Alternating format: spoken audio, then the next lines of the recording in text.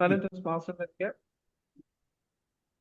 Uh, Welcome to another exciting meeting of Quantum League Toastmasters Club. And it's the 98th meeting of this club. And hopefully, we're going to have our century after two meetings. So, what is Quantum Leap Toastmasters Club? Quantum Leap is aimed at rekindling the curiosity into advanced physics, science, fiction, fantasy, environment, spirituality, and human health and well being. It's a club by geeks for geeks with a mission to make this world a better place through science and communication. So, before moving on, we have few guests with us. So, I would like to request them to invite to give their brief introduction one by one. So, Sarah, could you please introduce yourself? Although you have, but we would like to briefly know about yourself.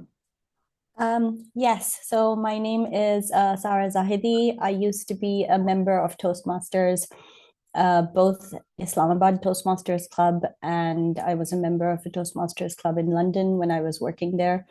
I completed the CC track and I did some of the projects from the CL track, although I didn't get to finish it.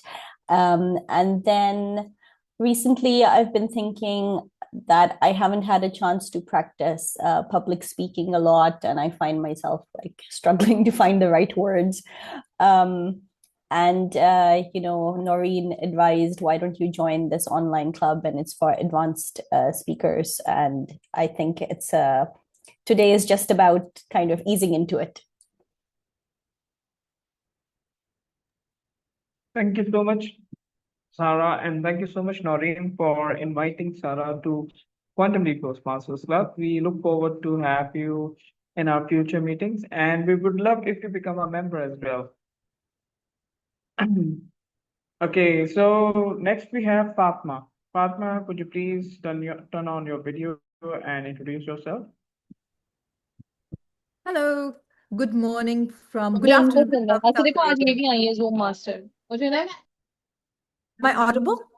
Yeah. You are perfectly Yes. audible. Yes, good afternoon, everybody. This is DTM Fatma Ali here from Saudi Arabia. I am the Past Division C Director. And I just saw this meeting up online. I have some time to kill between 12:40 p.m. my time right now until my own Toastmasters, my own club Toastmasters meeting, which will be online at 2 p.m. So I'm here to see what we have when it comes to an advanced club. I enjoyed the previous meeting last week, so I'm looking forward to this one. Thank you. Okay, great. Good to have you to DTM Fatima. And okay, so we have our PQD in the room. So DTM Yami, could you please introduce yourself? We don't know you. Assalamu alaikum and good afternoon. Am I audible and visible? Yes, you're perfectly audible and Yes, visible. walaikum assalam. DTM Sheikh Sir, how are you doing, sir? Good That's to see fine. you. What about you? Alhamdulillah, doing good as well. Thank you very much. Well, my short introduction is my name is Dr. Yameen. I'm a diabetes care specialist, and I'm also currently in service for District 104 as your program quality director. Thank you very much for having me here. Back to you. Good to have you, sir, and thank you so much for joining us. And then we have Sabah Anjamori. Toastmaster Sabah, could you please briefly introduce yourself?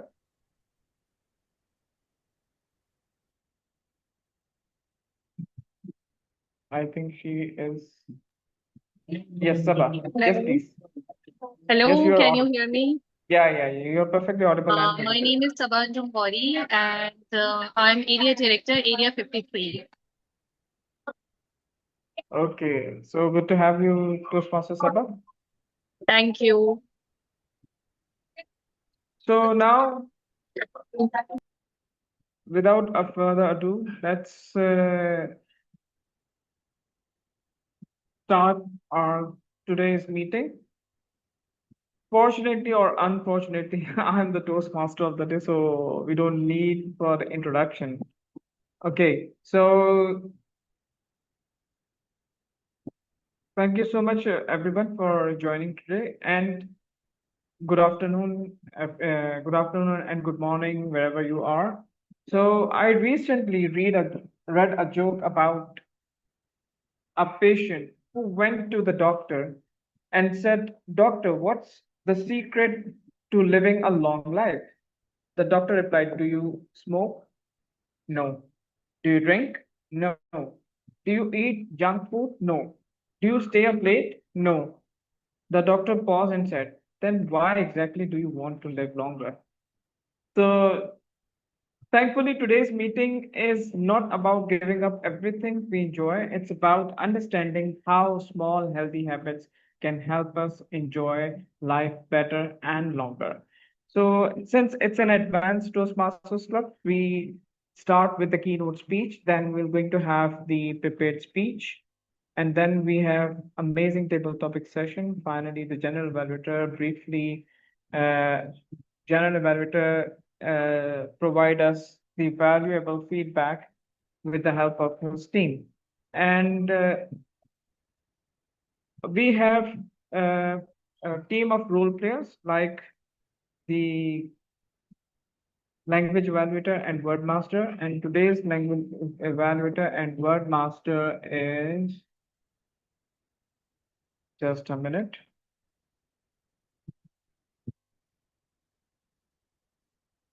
DTM Talha bin Hamid. Could you please introduce your role? Thank you. Thank you so much. So as language evaluator, I will be observing the language spoken during the meeting and try to look for good usage of language and highlight it. I will also try to catch grammatical errors, but not without suggesting correctings. Okay, I made a mistake myself. Corrections. And my job also includes assigning word of the day. And today the word of the day is robust. Robust. Robust means strong and able to withstand adversity. It can be used for an inanimate object, a policy, a strategy, or a human being, or any emotion. So it's a very wide-ranging word.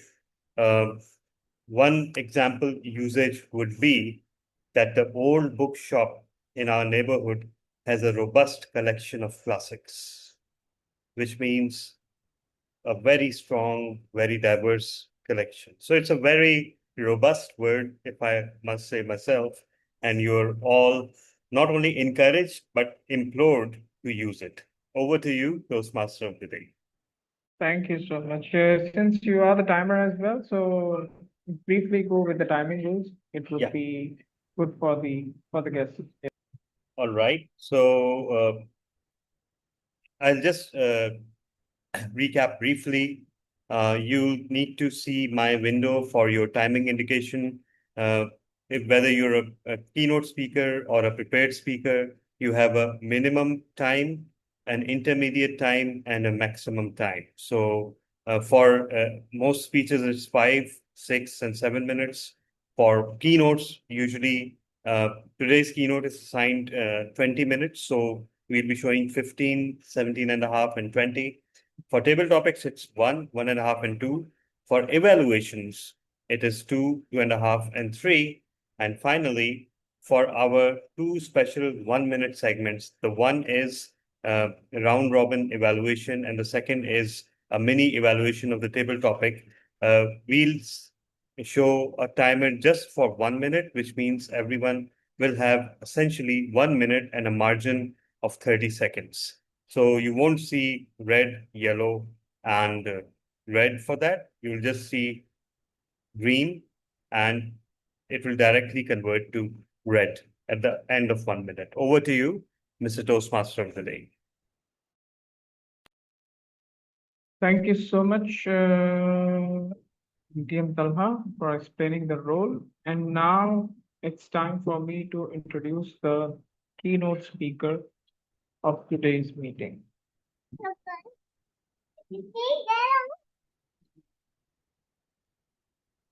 So our keynote speaker today is none other than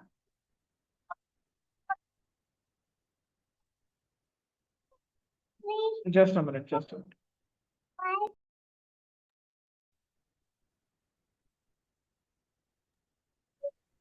So our keynote speaker is our program quality director, Dr. Haja Yaminuddin. He, by profession, he is a diabetes care specialist, certified Saudi Council for Health Specialties trainer, health advocate with. Okay, so with that, I would like to hand over the charge to our keynote speaker. He is given a huge round of applause. Let's welcome DTM Yaminuddin. Over to you, sir. Thank you very much. I hope I'm audible and visible at the same time together. Is it clear? Thank you. Well, how do I begin? And with what sentence, or probably word? Shall I use the word of the day, robust? Because that's what the healthcare is all about. Is that what we are talking about? First and the foremost thing, let me use the punchline, as we say in Toastmasters. When do you think was the best time to take care of your health? Probably 5 years ago, 10 years ago, 15 years ago. When do you think is the next best time? It's today, right now, at that particular moment, where you can actually shape the way you want to do things. My talk has no PowerPoint presentation. I actually do not believe, especially if I'm talking about, hold on 1 second, please.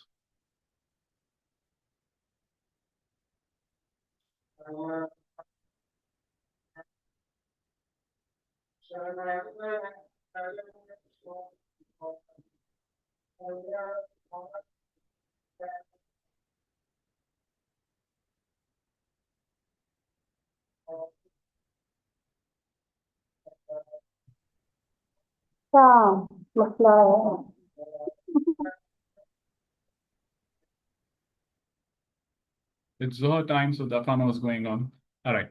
So, no, the rhythm is not broken. Do not worry about that. The rhythm is still there. The next best time is today, right now. Now, why do I say this thing? My talk does not have a PowerPoint presentation because I believe that that will take more audience attention. My talk is very simple. I divide it into 3 aspects, like how Toastmasters do: opening, body, and conclusion. So my opening is with one single question. Where do you see yourself in terms of not your finances, but your health a week from now? No, not 5 years, a week from now. Because we really don't know what exactly is going to happen. As of now, we think that we are all good because we feel comfortable. But deep down inside, a cycle is happening which we are not aware of. Now, in this August gathering, how many of you are actually diabetic? Or, if I may say so, known to have people around you who are diabetic? Are you seeing the change in their life, the quality of life which is happening? I'll start with diabetes per se, and then let's just talk about something else one by one. In my opinion, diabetes is a lifestyle disease because it's not created by somebody else, it's created by you and me together. We are responsible for that. And I'm not talking just like that. I'm talking evidence-based, very cut and clear. If you're diagnosed with diabetes now at this particular stage, it is not because you are having diabetes all of a sudden. No, the cycle started 5 years ago and you were not able to identify that because this happens, boom, all of a sudden. One fine day, you feel tired. You start going to the washroom regularly, lots of urination, and then you decide, let me just go have a check. You get the test done, and then the doctor says, oh, you are diabetic. Rather than, I must be saying, the doctor should say, oh, this process started a long time ago. You just found it out today. And I'm sure many of you, if you're seeing diabetes patients by yourself in your families and extended family, or if you're having your diabetes yourself, you know what exactly I'm talking about. How does it affect the quality of life? What can be done now? Enough of questions, enough of blame game. What is the solution? Three things, very simple. Probably nobody in the healthcare facility might be talking about this. Why? Because it's all about money at the end of the day. But as advocate of health, wellness, I try my best to make sure that the patients do not come to me at the last moment. No, I want you not to come to me. Why am I saying that? Because you can do wonders yourself, provided you do not follow the wrong people on the net, the so-called influencers who have got lots of data without any sense. If anybody is a social media influencer here, my sincere apologies. I'm not trying to demean you. I'm just trying to please ask you to follow evidence-based medicine. Three things. First and the foremost thing, what can you do? You can do wonders by only changing certain lifestyle modifications in your life. Number one, what do we do usually after dinner? We use our best friend and watch all the rubbish, the news. Yes, we should definitely watch. I mean, I do watch news, but how do I watch? I watch while walking, not by sitting. 15 minutes of your walk, especially after dinner, changes the scenario which you are looking for. It makes your life much better. Because what happens is, if you walk, if you're a diabetic person, your insulin resistance goes down. Your blood sugar spike does not happen. There's a plateau which is happening. Number one. Secondly, if I say so, I am sure we all belong to this Asian subcontinent. We love to have pulao and biryani and khichdi and rice and everything written. I am not stopping you. No, I'll never stop you. All I can say is there's a very beautiful word. Look, English language has got its beauty. I'm sure about this thing, and it's an advanced club in English. But please let me allow to use the word in Urdu, which suits fit to the occasion. Mukhtasar, Mufid.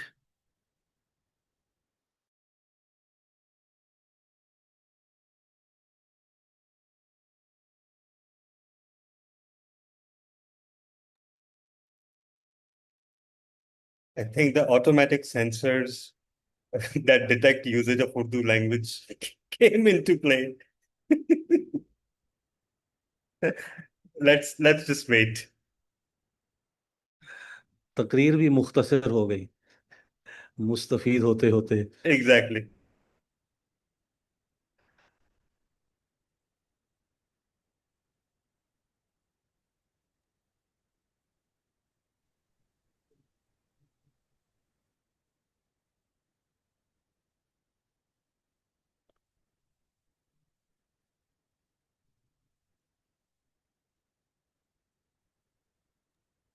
ये लग रहा है तला साहब ने बिरयानी खिला दी है इनको कराची की। सर अभी तक मौका मिला नहीं।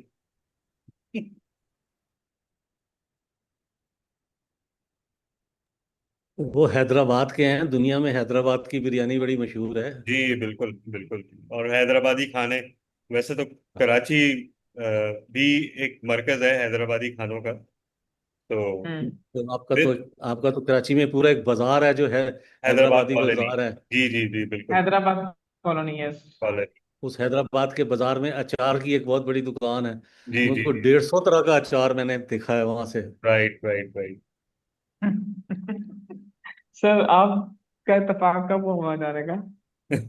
मैं जब भी कराची आता हूँ हैदराबादी बाजार से कोई अचार वचार जरूर लेके लाहौर आता हूँ रमजान में जो है ना, वहाँ बनता है।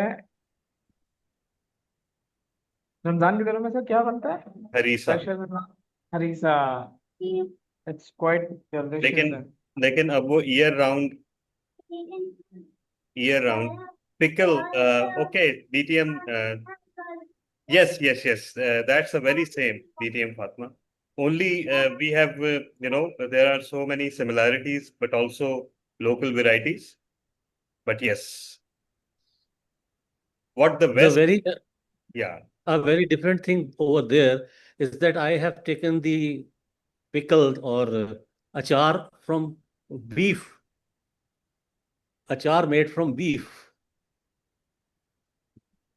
Very strange. achar made. Okay, गोश्त का अचार, we have something गोश्त का called अचार achar gosht, but नहीं, अचार गोश्त और बात है, गोश्त का अचार। gosht ka achar.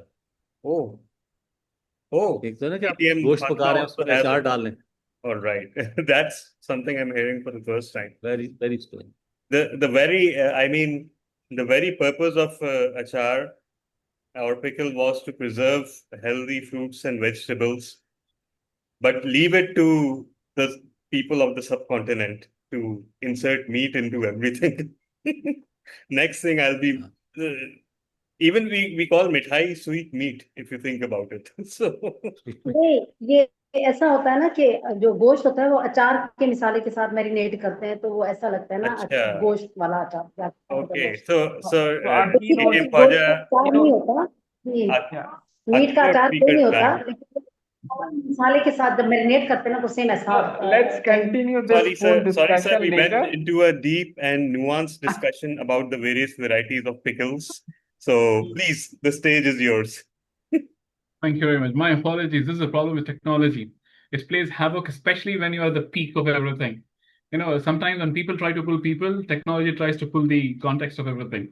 Anyway, so let's acha gosht. So something is talking about being gosht also at the same time. Okay, I like to comment on that. I think pickles and biryani go well together. Oh yes, indeed, they definitely go well together. Especially after lunch is fine, but after dinner probably you might actually go to A&E for having ulcers and then acidity. Achar gosht is different from achar. Oh yes, definitely yes. So yeah, we need to be careful about that. So where was I? I was at exactly where you need to have your rice. So please have it. I'm not stopping you, but the point is where you're going to do is after lunch. Because what happens after lunch is you have Asr, Maghrib and Isha, 3 prayers. So definitely you go, that exercise is done. Clear. Now, what happens after Isha when you have your food, which is a custom these days, especially in the community where you tend to have your dinner at 11, 12, 1 in the night, is where you invite us to charge you more, where you invite us to bill you more. Because it's not we who are to be blamed. You are providing us yourself on a platter. Please bill me. Are you getting my point? I'm not being sarcastic, but I have to use the choices of words because this is how we are going to stop adapting to something which is not required. When are we going to do that? I don't want you to come to me, I'm telling you very clearly, but can you do the same? That is one aspect now. How many of you love to actually have sweets? I am a sweet tooth too. I love ice creams, no doubt about that. Gajar ka halwa, jabal ka meetha, whatever it is, yes. But again, the same old word, mukhtasar mufid. Now, often I get to ask questions and people ask me, my father is diabetic, uncontrolled blood sugar, but he loves to have mangoes. What should I do? I said, don't stop. Let him have it. Portion control. 3 pieces. And then after that, ask him to walk with you. That 5 minutes of walk for him with that particular age group is more than enough to not have the peak of insulin level. He or she will be fine. I understand all of us have parents, and alhamdulillah, and those who are already having it at a certain age group of 75, 80. They're not our parents, they are our children now. They're totally different. You tell them, don't do this, you are in for chicken soup. Now you tell them that please take your medications. They get irritated because there are multiple medications. It's a polypharmacy they're having. You tell them, please don't eat this. They love to have it. How many of you have actually found something different in the drawers and almiras of your parents? It's not because they want to. It's because they feel the need. Probably they feel that the blood sugars are going down, so they want to eat something. So the next question is, How are we going to tackle this psychological aspect of our health? Believe me, it's not easy. Yeah. Even my father, he used to have biscuits in his mirror. My mom was like, "Ye kya?" You know that story that happens. But we need to look at this from a different perspective. And as we say, unless and until you're in the same shoes, you can't figure out what exactly is happening. Because my father, I'm experiencing that. Initially, I was with my mom, siding with her, but then I realized that why when I started studying diabetes. Then I understood he has that urge of eating something sweet. You can't stop him because he is a diabetic patient. He feels low blood sugars at time and he wants to have something. And we think from the other aspect, see, he is uncontrolled. He's not. It requires the psychological support. Are we providing? Third, how many of us love to actually take the elevators? I'm not talking about those who are having osteoarthritis or any pain in the knee, that is fine. But still,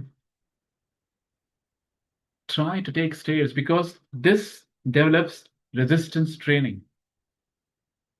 This helps you build, because what happens is above 40, 45 years of age, the graph starts going down. And once it starts going down, it depends on us how fast you want to go it down. So if, for example, you are trying to let it go fast, then definitely you will be my guest. But if you have that zeal, that robust idea about what you're going to do, the divide and rule policy, not with the people, with your own health, that changes the narrative. Strength training. You can't go to gym. I can't go. I don't have time. Neither do you. Do it at home. Simple exercise. Walk. Simple exercise. Take the stairs. Simple exercise. Avoid the elevators. Simple exercise. Go to the masjid completely. And for the ladies, look, I am same gender, all right? I mean, don't worry about that. I'm not going to talk about that. You have the household work, but not the household work where you keep on doing work. No, keep that household chores completely different. They are different. You need to walk.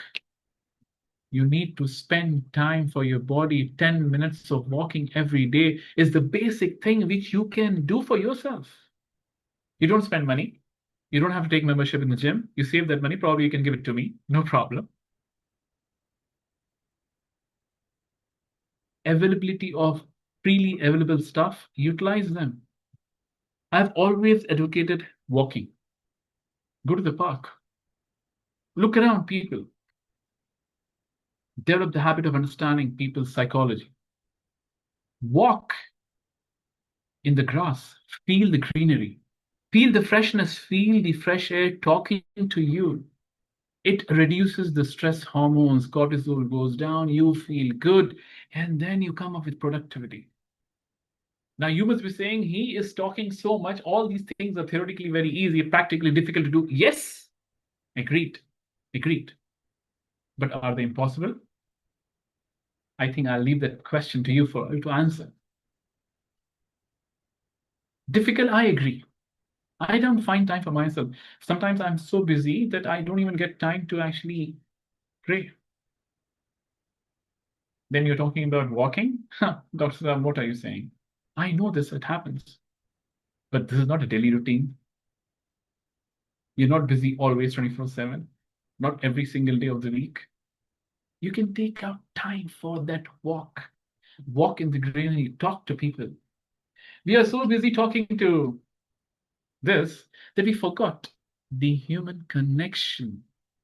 We forgot how we are going to actually deal with people. Why am I using this particular statement now, human connection? Because this is one of the reasons why we are falling sick. I'm sure I am relating to many of you now. Probably you're resonating with me at the same time. We have lost the touch of human connection, and that is the reason why we are falling sick, because we are into solitude. Man is known to be a social animal. Keep aside your geopolitics, keep aside your religious differences, the class differences, and etc. Talk to people. Walk into any of the airport, I'm sure you must have observed people busy with their phones and social media. They forgot the talking system which existed prior to that.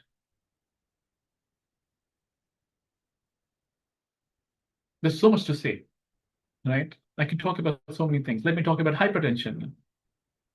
I'm just touching something brief. Every other person is hypertensive, taking multiple medications.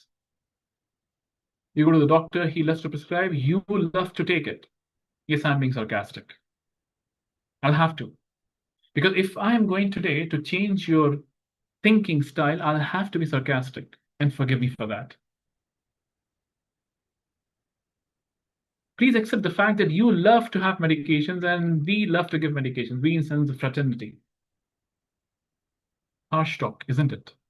But the fact of the matter is, are you not providing us on a platter? What to do?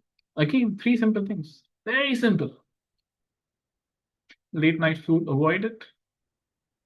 Decrease your salt intake, the oil intake. अचार तो चाहिए, मुझे भी चाहिए अचार. अब अगर अचार रोज चलेगा तो फिर आप और मैं बहुत करीब आ जाएंगे. We'll be coming very close to each other.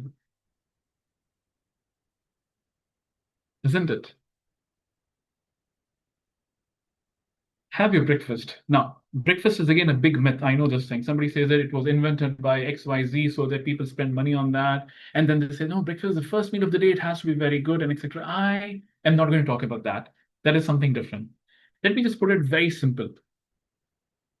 Are you able to be productive enough if you're empty stomach?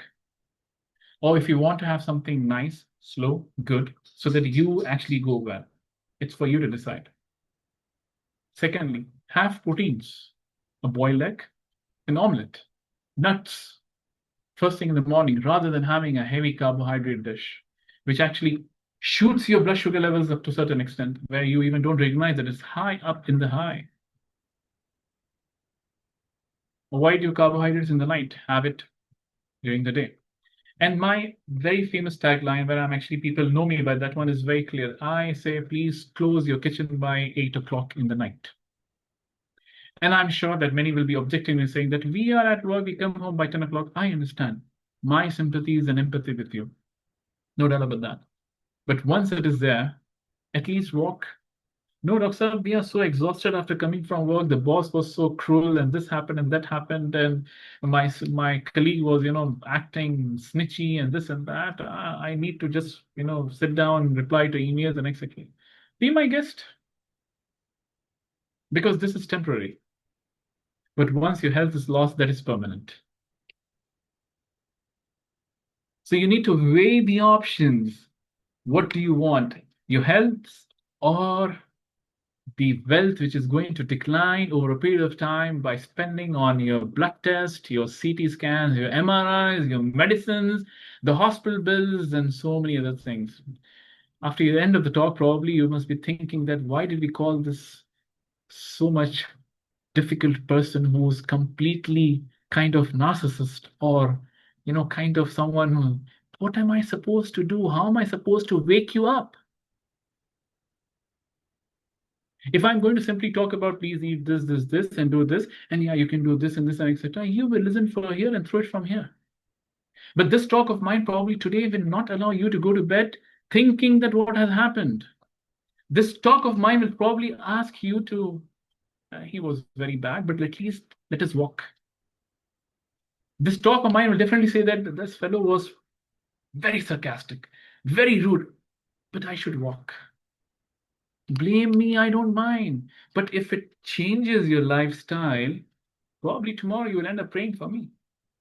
What do I need? I don't need the money. I don't need anything. I need the prayers of the people who can actually change their lifestyle and feel good about themselves.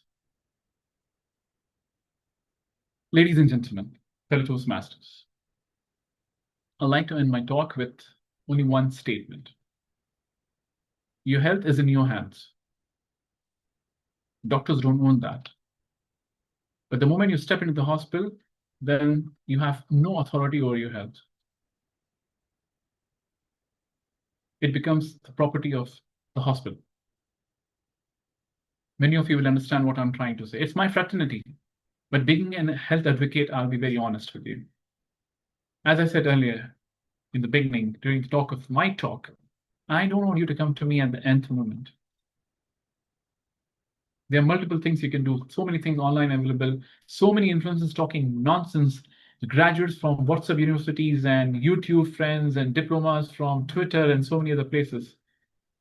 Don't follow them blindly, sir. Ask for evidence-based medication, evidence-based lifestyle solutions.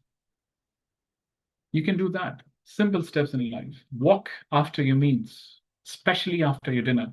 Try to close your kitchen as early as possible. Avoid carbohydrates during the night. Increase your protein intake, because we Asians, the population, we must be fat, we must be chubby, everything, and etc. But we are losing the protein mass in our bodies. We have lost the touch.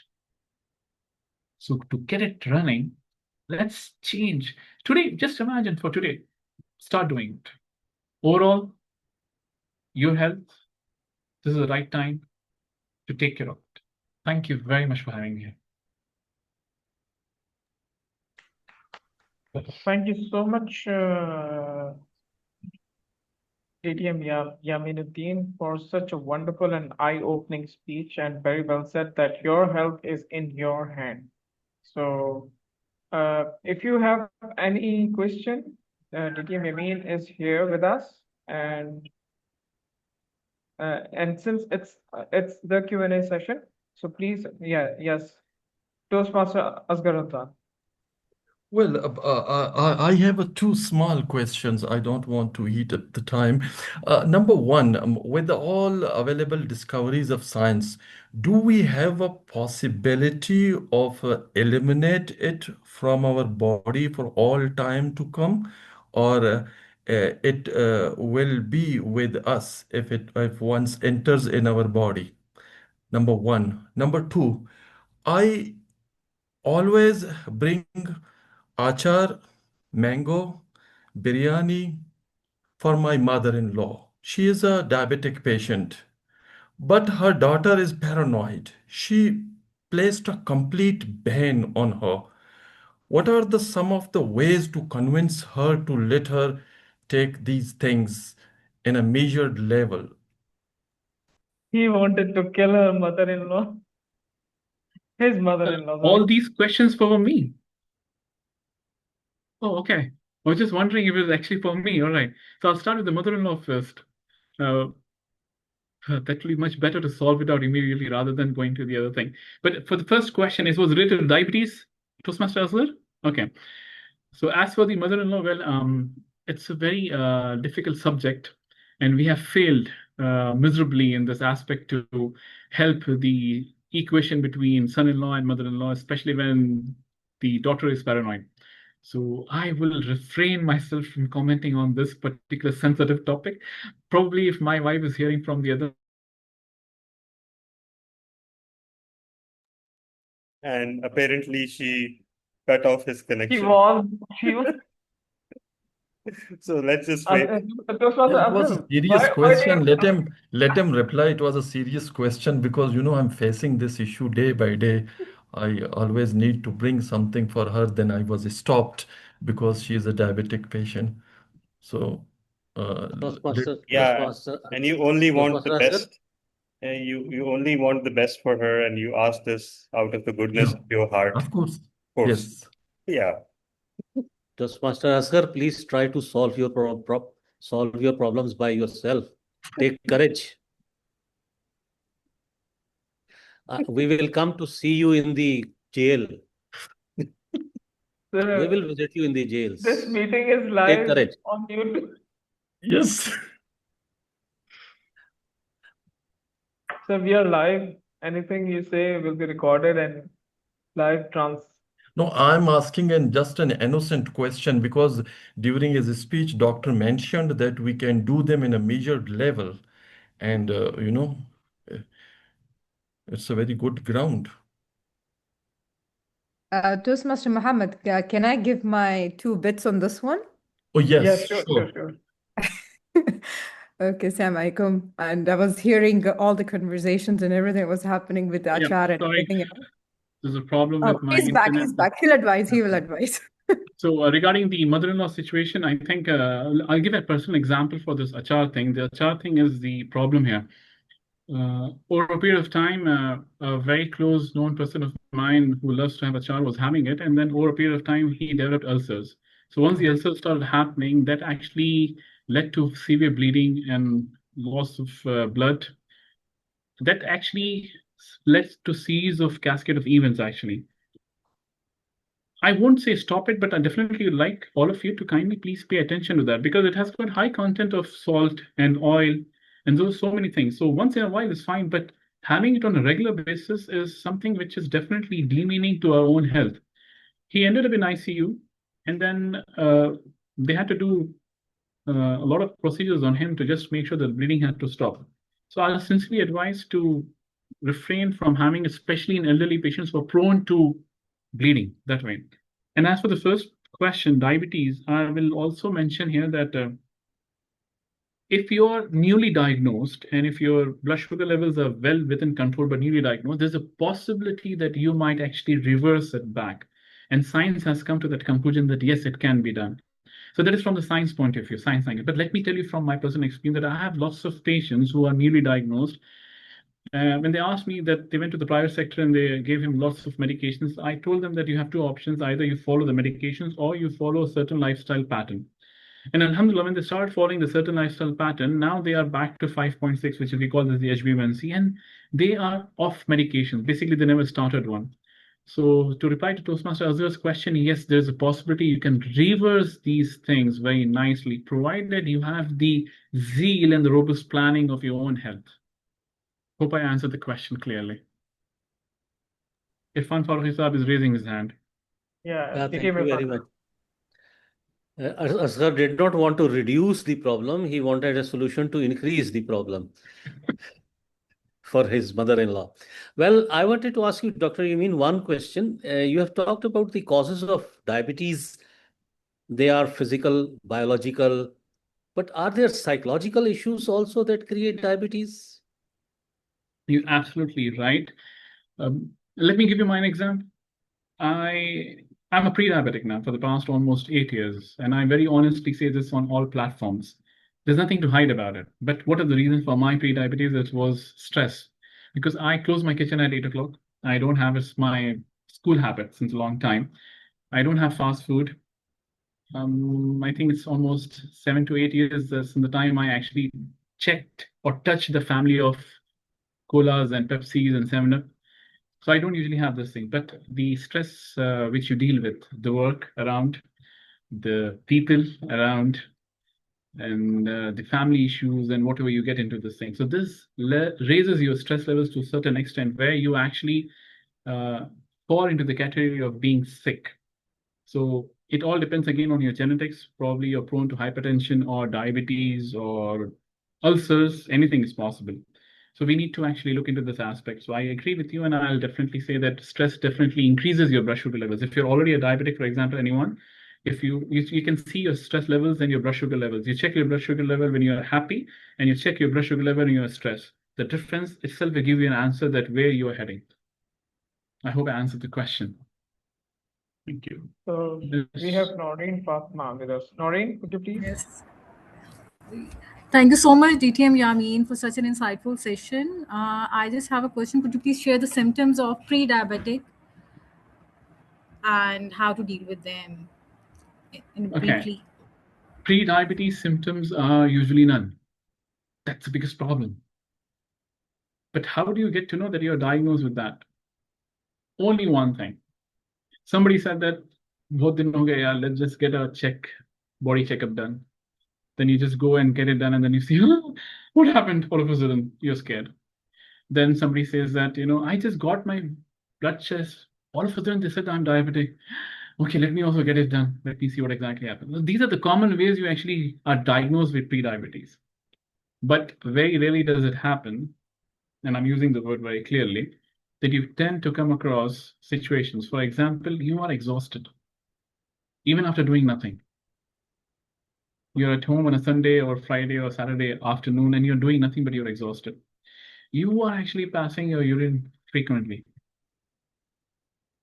You feel as if you just had your meal, but you want to have the sweet.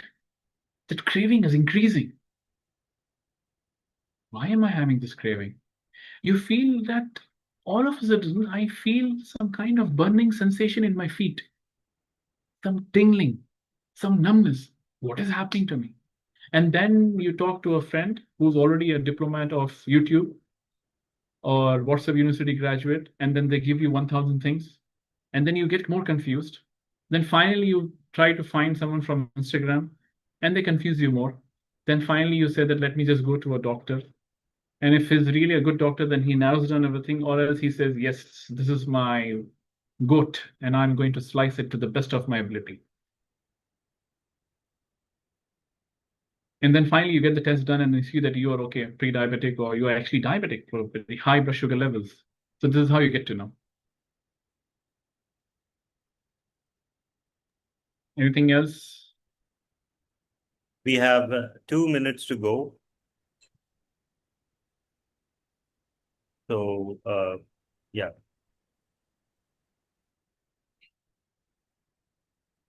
Diabetes, know how remedies work. It is important to follow medication, insulin, and proper diet along with exercise. Well, I have a different opinion here. House remedies do work. Otherwise, people who actually follow house remedies will feel offended. So let me make them happy. Yes, they do work. But there's a question there. The red line is up to a very small extent. I think the house remedy is, if you're trying to say it as the methi ka pani, which is very commonly used in our subcontinent. मैं नहीं ले रहा doctor साहब दवा, मेथी के पानी से सब ठीक हो जाता. वो हकीम साहब बोल रहे थे वहां पर, तो मैं ले लो. Check your blood sugar levels. It is just there to help, not to eradicate the problem. Look, we need to understand that we need to eradicate the problems. Treatment happens when you're already into deep problem. Then you don't eradicate the problem. You cannot, because your body is already into a deep problem. But when you're at the tip of the problem, that is where we, health advocates, try to eradicate it, remove the tip from the bird. But once you're already deep inside a disease process, then it's all about treatment. Now, what treatment suits what person is, Allah knows much better. We try our level best to do things, but no. Can diabetes be completely cured? I already answered that. It cannot be unless and until China invents something different. Why China? Well, they are into the market at the moment. Otherwise, this won't be an advanced club. I hope all the questions are answered. 22 seconds left. Yeah. Thank you very much for having me here. I hope I was able to change your perspective. So please go to bed early tonight. Indeed. Have your dinner early tonight, especially ladies in the group. Don't feel offended, ma'am. Try to close your kitchen as early as possible. Yeah, it will be good for everyone, not just the ladies. Yeah. In Pakistan, the government is taking a major role to putting every family on to bed on time, since we don't have They shut down the gas in our natural stoves. gas at around 9:30. So no stoves after that. So here the That's government slightly- has stepped in to take care of people's health. At least something is better than nothing. Yeah. So thank you once again, DTM Yameen, for such a wonderful and thought-provoking and I must say that an eye-opening keynote speech. And I can safely say that diabetic is a new name for having a good lifestyle. Means I can safely say that. Means if a person is diabetic, then all he needs to do is to change his lifestyle to a proper healthy lifestyle. So thank you once again. Moving on to our keynote prepared speech, and we do have a prepared speech, and our prepared speaker of today's meeting is Toastmaster Rehana Siddiqui, and our lead evaluator is DTM Saif Ali Sheikh. So DTM Saif, the stage is yours. Am I audible to you? Yes, you are perfectly Okay. audible. Yes, So we also have to before, complete the evaluation panel. Yeah. Am I audible to you? yes, There's one. Toastmaster Rehana. Yes. There's one evaluator Okay. is missing First, I think about you have spectrum to call our my Rehana, just evaluator. wait. Rehana, just wait. So over to you, So, DTM sir. who is going to make the structures and the language evaluations for Rehana?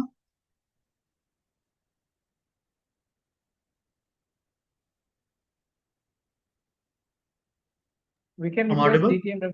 Yeah, you are. DTM Irfan, would you like to be the structural and the language evaluator part? I just written that I will be leaving now because I have to prepare an office work, an ESG report, working very stressfully on it. So I have to leave now. Okay. We can ask No DTM worries. Fatma if she can spare a few more minutes, if that's possible.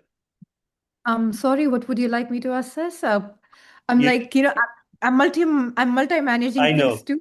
I 2 know, I minutes. understand. I just saw your flyer as well. So actually, the speech is 5 to 7 minutes, and after that, we're asking you to be a modular evaluator for language and structure for just 1 minute. Got Yeah. it. Thank you. Yeah. Thank you so much. You're welcome. Okay. Toastmaster Rehana, she is attempting level 1, writing a speech with a purpose. And the purpose she wrote and given to me, my goal is to deliver a speech with a clear objective to inform, persuade, inspire, and motivate the audience. And here the purpose is to persuade the audience and personal growth begin outside their comfort zone. The speech title, Growth Begin Where Comfort Zone, and time 5 to 7 minutes. Toastmaster Rehana Siddiqui.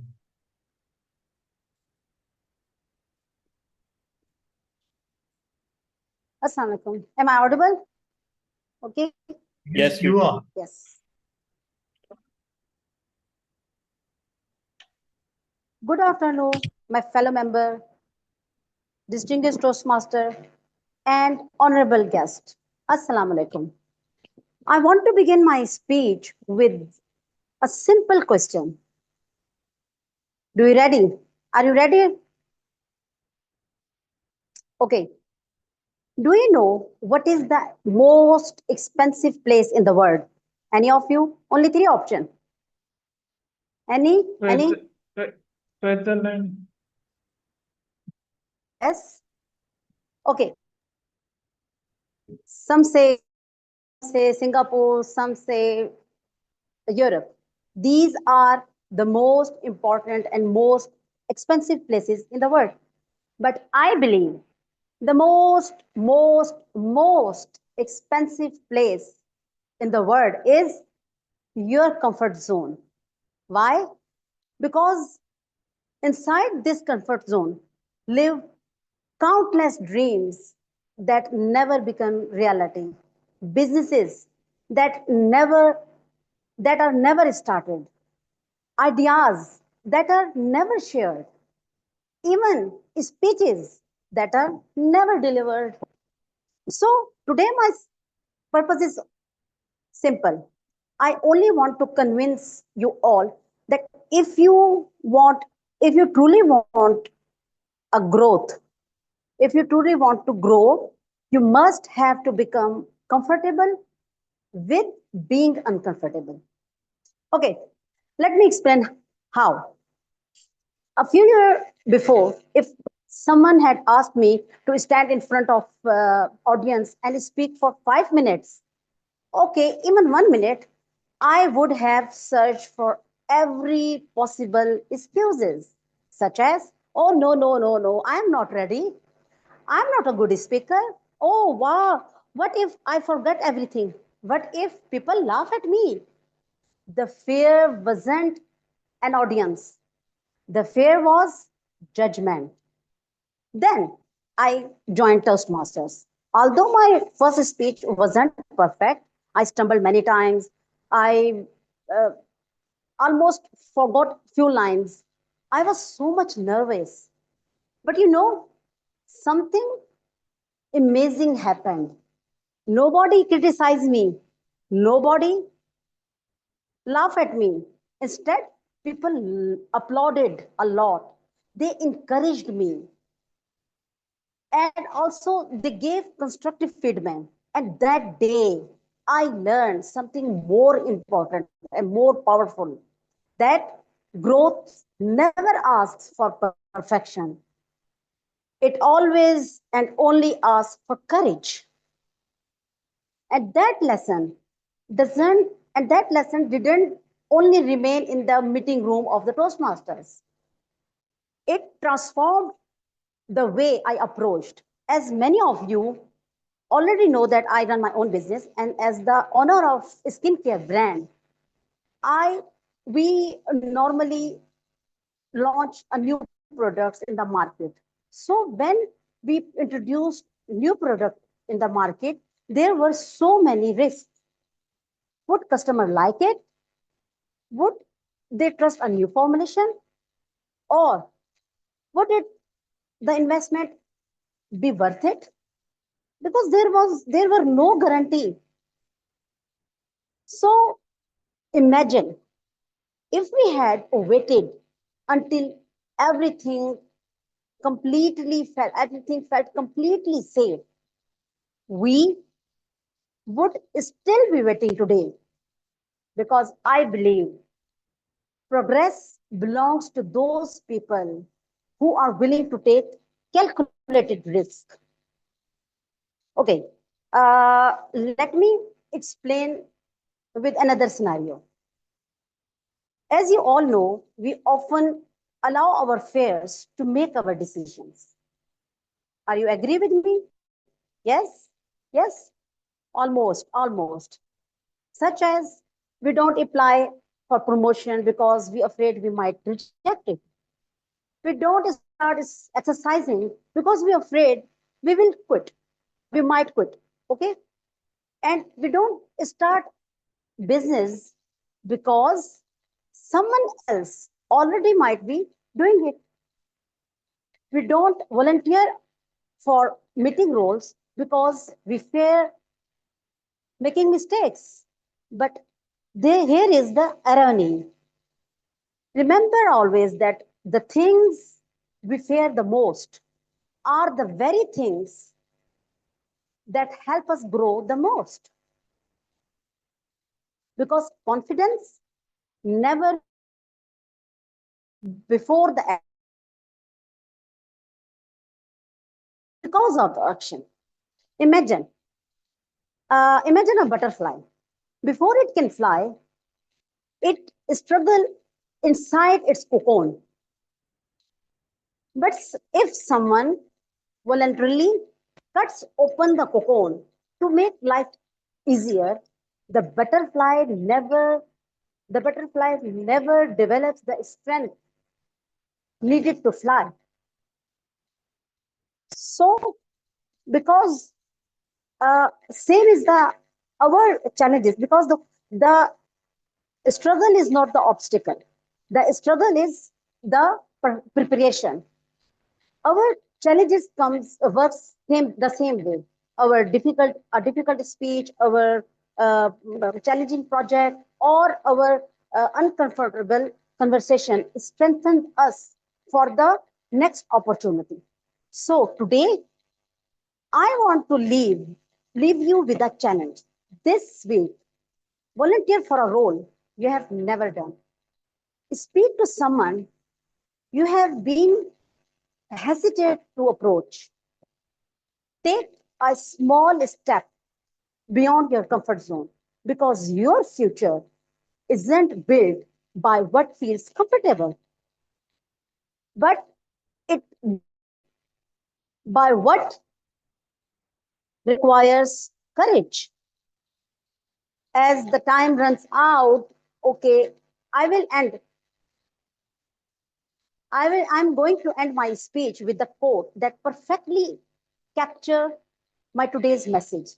Someone says, a ship is safe at shore, but that is not what it was built for. A ship is always safe at shore, but that is not what it was built for. Likewise, you were not built to stay comfortable. Instead, you were built to grow, to lead, to inspire, and make a difference. So don't let your comfort zone become your permanent address. Step outside of it, because that is where your best and greatest version is waiting. Thank you.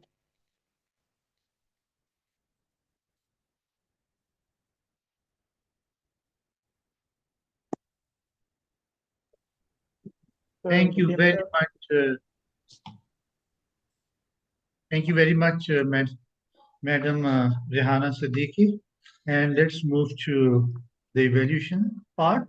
And first, I am going to request for the auditory Toastmaster Imran Rana to cover the auditory part of her speech. Thank you so much. So for the auditory part, I was responsible to look for the vocal variety and the word selection. As far as vocal variety is concerned, you were perfectly audible player and you used some good vocal variety during the flow of your speech. About the word selection, you use simple words, and that is quite commendable so that everyone could understand it. So my challenge for you is to come up with some what do we call good vocabulary to challenge yourself so that there is a variety of words, good words in your speech. Over to you. Thank you very much, Toastmaster Imran Rana. Let me request Toastmaster Talha bin Ahmed to cover the visual part. Thank you so much. So I must admire Toastmaster Rehana for standing up and delivering the speech. In the online clubs, many speakers just feel free to sit and deliver, but I think that was the right thing to do because her speech was all about going out of one's comfort zone. So standing up before a camera, and also I think she had good variety of gestures given the limitations of the screen. Overall, if I could just suggest one improvement area, a little bit movement. You know, in a video medium, you can also move in the third dimension, away and close to the camera. So that can also add to the speech. That's not an advantage you have in an in-person medium. So next time, think about using that kind of movement as well. Over to you, Mr. Evaluator. Thank you very much. Let's move to see the perceptible part from Noreen Fatma. Toastmaster Noreen Fatma, you are with us.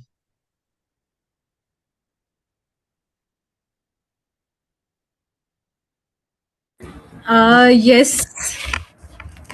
Please go ahead. I hope I have to share the perspective part. Yes, no, perceptive part. Okay. I found the Toastmaster Rehana's speech very inspiring, as the purpose of the speech was to share the message that she wanted to convey. She did great job, but I was expecting some more personal examples so that we could relate it more with the subject, so that it could connect us more. So I'll suggest her to add more personal stories into her future coming speeches. Over to you, Mr. Lead Evaluator. Thank you very much, Toastmaster Noreen Fatma. We have another Fatma with us today from all the way from Jeddah. So Toastmaster Fatma, we have what you can say that we have a compound name. So Noreen Fatma is one person and you are one person as a Fatma Ali. So go ahead for structural and language part of our speech. Thank you so much, Toastmaster Seth. Today I was looking at the language aspects of Toastmaster Rehan Siddiqui, and I did find quite a few grammatical errors. Do you ready? Are you ready? I normally grill because I'm a language trainer. So please, I hope this adds very good feedback to your speeches. Inside this comfort zone lies countless dreams. Structure-wise, I do feel it is improper because you can always rephrase it to their countless dreams, that are sacrificed, say, under the comfort zone and so on and so forth. If you want growth, okay, then I would have searched for every possible excuses. Excuses again is improper usage. It would be excuse. Nobody laugh at me. It's supposed to be nobody laughed at me. There were no guarantee. It is supposed to be there was no guarantee or there were no guarantees. We often allow our face to make decisions. That was really good. Irony, I believe in the pronunciation, we had a mistake, or maybe I must have heard it incorrectly. A lot of usage of so and because. I felt it was being overused. You were trying to use some and then you were complementing it with because. That actually hinders the flow of your speech. So if you're going to control a bit on that one, that's going to be great. Last but not the least, I'm going to end my speech. Instead of saying I'm going to end my speech, which is a longer sentence, you can always say in conclusion, in short, therefore. All of these words, they actually make a lot of difference. And again, it's not at the show, it's on the show. These are some of the things I just randomly picked up. Thank you so much. And over to our evaluator. Thank you very much, Toastmaster Fatma. And please do come again and again in the club. And definitely I will join you in a couple of weeks' time in Jeddah. Please, when you're here, let me know. I'd be more than happy to host you. Just expect me in the first week of September. I'll be waiting, inshallah. Thank you very much. Toastmaster Rehana, are you here? Just show me your face by opening the camera. Rehana, it's a wonderful speech, and all the things what I wrote in my evaluation sheet is covered. By having said, I'm not going to leave you because the evaluator forced me to find out something other than what they said about you. Toastmaster Rehana, what I realize that you try to memorize your speech.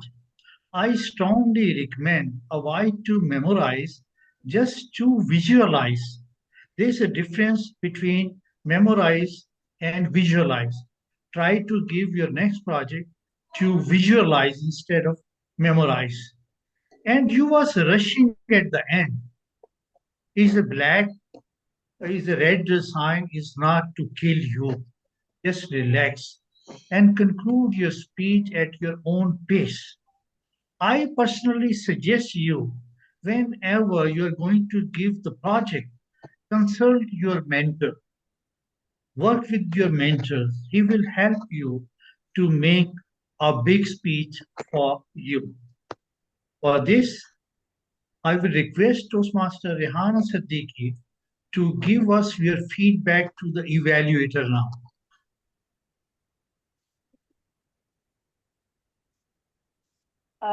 For evaluator, I think they all did the great job according to their own understanding. I might make mistakes, but I'm still learning. And this is my second pathway with the level 1. So I think I'm still learning from our senior and from other Toastmasters. So yes, you evaluated the right things and you mentioned the basic mistakes I have made, because it is all because first of all my computer was not working. Then I convert my whole meeting into the mobile, and if the mobile screen was so much small and I couldn't see the whole scenario, and only I have to react like I was memorizing, but I'm not memorizing. I practiced and I rehearsed many times, and I think it was a little bit a confusion because of converting my meeting to the mobile. So that maybe it was made no sense to act like a memorizing or like forgot my speech. No, I think I rehearsed many times. And but yes, as Fatma DTM or DTM Fatma said that there was grammatically mistakes. So I will inshallah try to improve my speech and my rehearsal. Thank you very So much. Ship is saved at the soul. So wonderful speech, and I really like. And I will suggest you only one thing: consult your mentor. If you don't have the mentor, just figure it out who can mentor you. By this, I hand over controls to the Toastmaster of the day, Toastmaster Imran Rana. Thank you so much, DTM sir, for such an insightful feedback, and thank you so much, Rehana, for such an inspiring speech. And especially, I love that statement when you asked everyone which is the expensive place to live, and the answer was your own comfort zone. So I really liked it. Thank you once again. And now it's time for us to move to another exciting segment of Quantum Leap Toastmasters Club, and that is the table topic session. And for that, Sorry. we have Geek of the Week. Oh, Geek of the Week. My bad.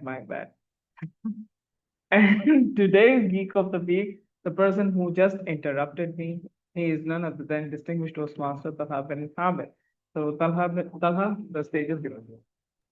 Thank you so much for being so kind. And now, today, I would be sharing as the Geek of the Week something about a recent movie which is called Disclosure Day. Now, I'm sure many of you have heard about this movie. It is very hyped and important simply because it is the latest one by Steven Spielberg, and Steven Spielberg, as we all know, is a beloved director, perhaps one of the most beloved directors of Hollywood. Now, I'm not mentioning this movie simply because it is some sort of masterpiece. It is not, actually. I'm highlighting this movie because it does give you some food for thought. What it reveals, and with apologies to Mr. Spielberg, the movie did not do so well on the box office, and I'm further reducing its chances by giving away its ending. But now it doesn't matter. It has already come onto streaming platforms and out of the theaters. So what it reveals is the whole disclosure is about the fact that aliens do exist, and the information have been withheld by governments over the decades. And the whole movie is about two people trying to make the truth clear to the world through airing it on live television. What intrigues me about this movie is not this plot, because this is by no means original or unheard of. What it reveals is that not only, according to the movie, the aliens are real, they landed here decades ago, but actually it's the humans who have been exploiting them and conducting experiments onto them. And that was very curious for me, because this is a very rare theme in science fiction. Aliens are normally shown as captors or overlords, or sometimes as benefactors, but never something to be held in captivity by humans. And that takes me also back to another landmark science fiction movie, District 9, which came out of South Africa a couple of decades ago. And it equated the apartheid with the occupation and maltreatment of aliens in that movie. And now, what is shown in this movie? There are many people who are theorizing that Steven Spielberg's movie have been following a steady trajectory. His first major blockbuster was Close Encounters of the Third Kind, which showed aliens arriving onto the Earth. Then it was E.T., Extraterrestrial, which showed an alien that was stuck on Earth, left behind by his colleagues. We had War of the Worlds in the early 2000s, where aliens invaded Earth and started killing humans. And now we have Disclosure Day. So some people theorize that Steven Spielberg is actually trying to convey something through these movies. He's one of the biggest directors of all time, and most of his work has been science fiction. And his dominant work has always been about aliens arriving on the Earth. And this movie, Disclosure Day, again, I urge everyone to watch it, not because it is a particularly good or groundbreaking movie, but the thought process that it starts. The conclusion of the movie actually shows an alien coming out of hiding and addressing the people of the Earth. It is the cheesiest and the most dramatic ending. It brings out the worst tendencies of Steven Spielberg as a director, if I say so myself. But again, the whole experience gives you something to think about, especially in the context of recent actual disclosures made by the US government before the US Congress that yes, there are unidentified aerial phenomenon, and we've seen videos which have been authenticated by governments, by top officials.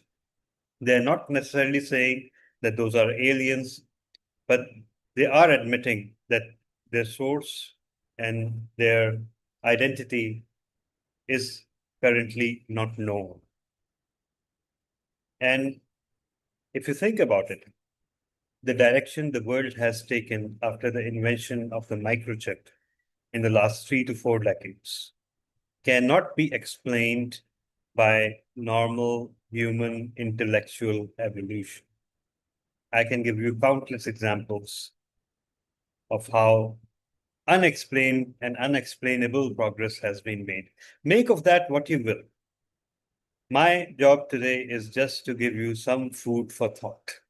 Over to you, Toastmaster of the day.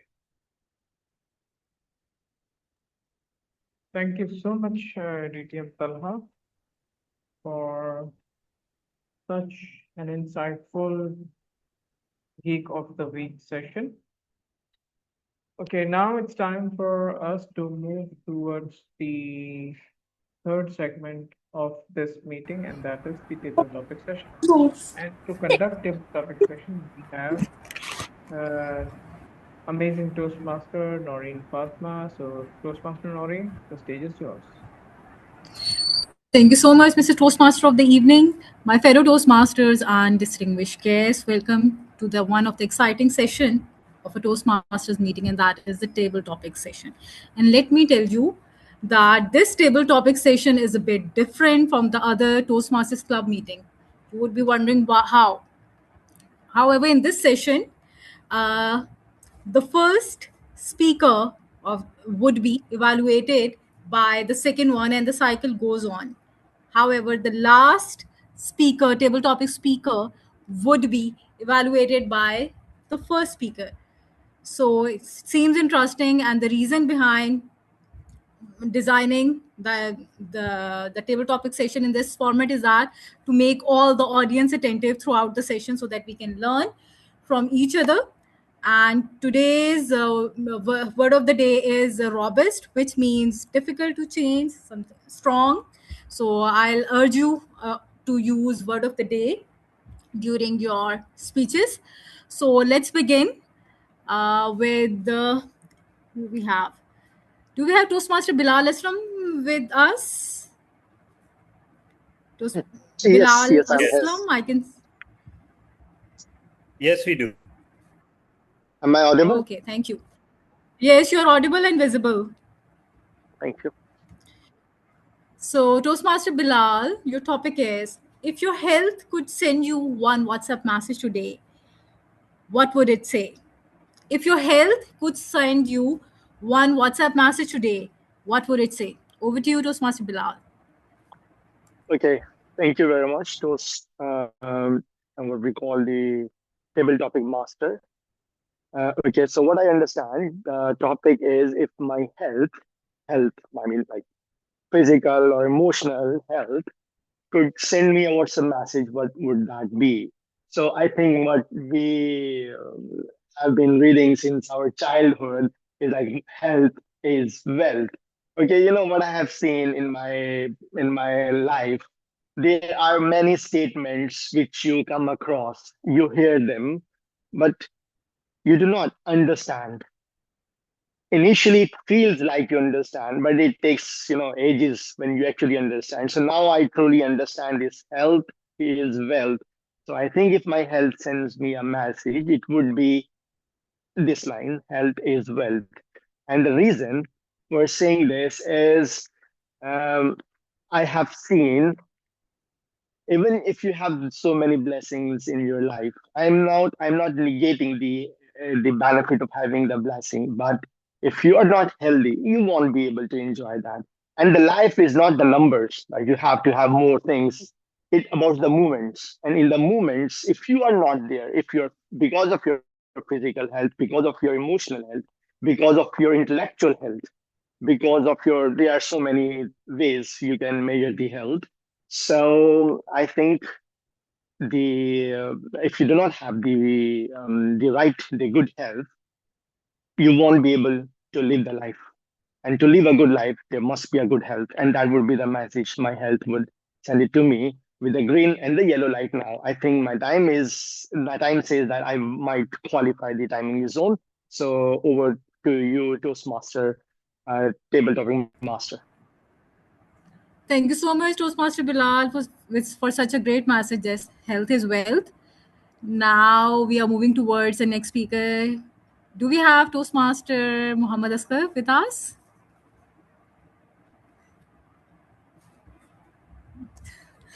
Thank you, Toastmaster Asghar. Could you please evaluate the speech delivered by Toastmaster Bilal? So then I'll share the topic with you. Well, actually, I skipped some part of his message, but the topic was about the one health factor, one health message that he was supposed to receive from his WhatsApp message.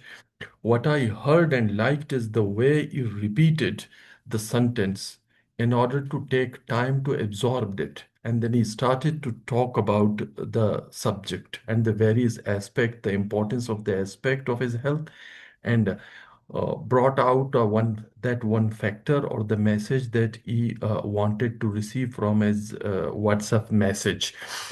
The second thing that I liked in his speech, he was constantly talking. He didn't stop anywhere out of lack of confidence or lack of words. And the flow of his conversation or the speech is the second thing that I liked. I have never met this gentleman, but I really liked his confidence, the pace of his speech, and I hope to see him again in this forum to speak. That is what I have to say. Thank you so much, Toastmaster Asghar, for sharing your evaluation points. So the topic for you today is, we often say, I'll start doing exercise tomorrow. Why is tomorrow such a popular day for starting a healthy lifestyle? Should I repeat the topic? No, you don't need, because Okay. this topic is so, is almost built inside me. I wanted to do anything apart from my exercise. I wanted even to kill someone. I want to do it tomorrow morning, and unfortunately, that tomorrow morning, for the certain reason, hasn't arrived yet. But yes, I think it's an overall philosophy. It is related to the procrastination. It's related to our nature in the broader prospect.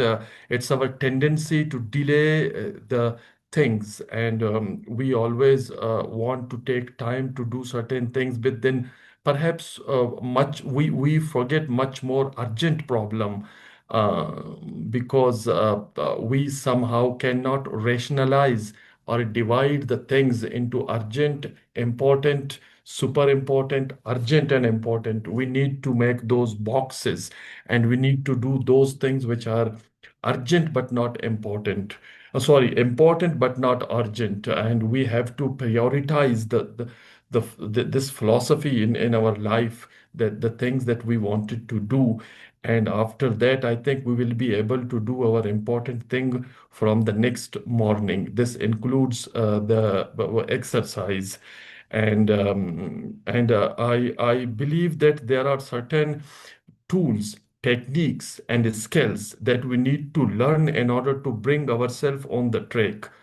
And I have seen many books, I have seen many motivational speeches, but for the reason unknown to me, I'm still not able to do the things that I wanted to do my next morning.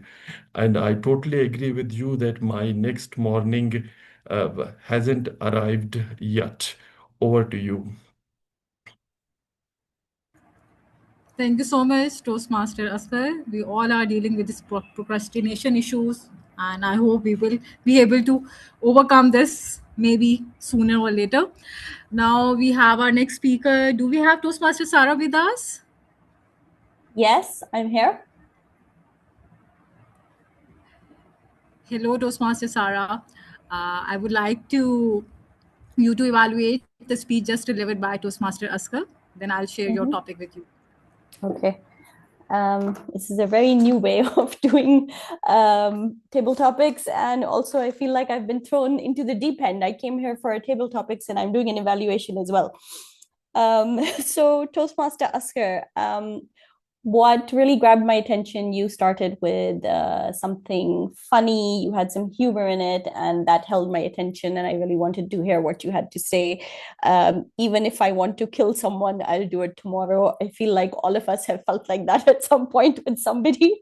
Then I felt like you knew quite a bit about this topic, because you talked about, procrastination, strategizing, priorities, and you talked about that matrix which we all learn at work, where something is urgent and important, but urgent and not important, and so on. I'm glad you brought that up. And then you talked about tools, techniques, and skills. And if there's one recommend I would give you, it would be, and something really small, I felt like when you ended, you put your hand over your mouth, and it would have been good if you just had kept your hands away from the screen. Thank you, Toastmaster Sarah, for the evaluation. Now we are moving towards your topic. And your topic is, which one popular health belief you used to believe, but later discovered that it might not be true? Which one popular health belief you used to believe earlier, but later discovered might not be true? Over to you, Toastmaster Sarah. Which popular health belief I used to believe, but later discovered it to be not true? It's well, the one I can think of right now, I'm sure there are several, is probably more related to mental and emotional health. And I feel like maybe I'm just very old. I was a kid in the 90s, and it was cool to be a bit hard. And what I mean by hard is not to show your emotions too much, and kind of keep your emotions at a distance with everyone, unless you specifically knew that person. As I grew up, I realized that we're actually doing ourselves a disservice by not letting ourselves fully feel our emotions. And while that's true for every emotion, but that's very much true specifically for things that are difficult emotions, big emotions, traumas, things like shame, which can be an extremely destructive emotion for anyone to have. So you really have to feel those emotions. And it's also a good idea to talk about them, to let them out and show them to other people. And that's the only way that you can move forward in life. Otherwise, you just hold them inside of you for the rest of your life. And, you know, they keep eating away at your peace of mind, and just the sense of freedom and moving on doesn't come until you don't let them out. Thank you so much, Toastmaster Sara, for sharing your thoughts. Yes, I do believe that shame is a destructive way to share your thoughts or to affect someone's mental health as well. So moving towards our next speaker, do we have Toastmaster Jazeb with us?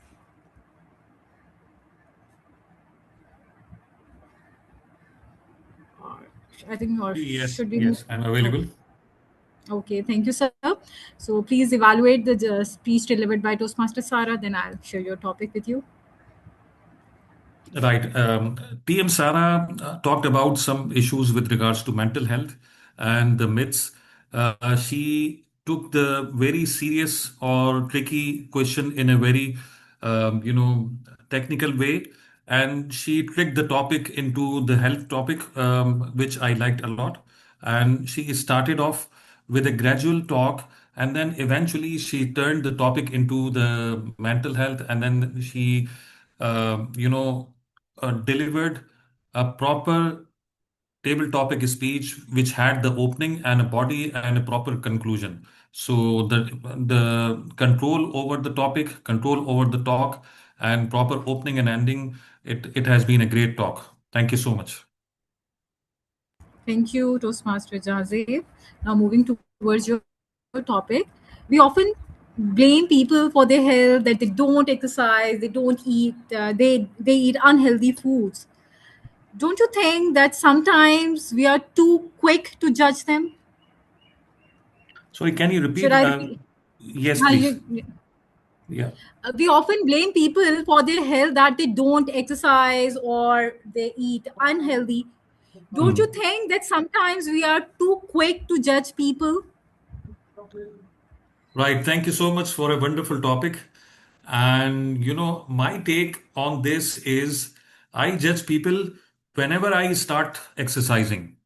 That's the thing. Whenever we start praying, we judge people for not praying. Whenever we start doing good things, we judge people for not doing those things. So that is the formula. Probably it is with me, and I know a lot of people. They are of the same nature. Whenever we do the good things, whenever we are disciplined, we do not like the indisciplined approaches from other people. So that is the thing, and it is right that we should not judge them, because everyone has their own um, lifestyle challenges. Everyone has their own pressures of time and job and family. So, and we don't know like what is stopping them to actually doing the exercise or actually doing the actual work, because we are not yet in those in their shoes. So we should not judge them, and we should take time. And if we need to judge, we need to judge them by consulting or counseling them that it is something which you are missing out. If you do it, then these things will impact your life in a better way. So that is the approach we should all take, and we should focus on our lifestyle first, our well-being first, and then we should help others and judge others. So that is my point. That is my tag. Over to you. Thank you so much, Toastmaster Jahanzeb, for such sharing your thoughts. Yes, I do agree. We should stop judging people. Instead of judging, we should start counseling them and sharing the significance of the healthy lifestyle, and can support them wherever they need help.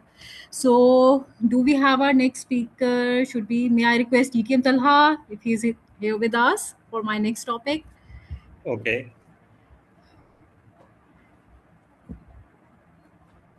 Yes.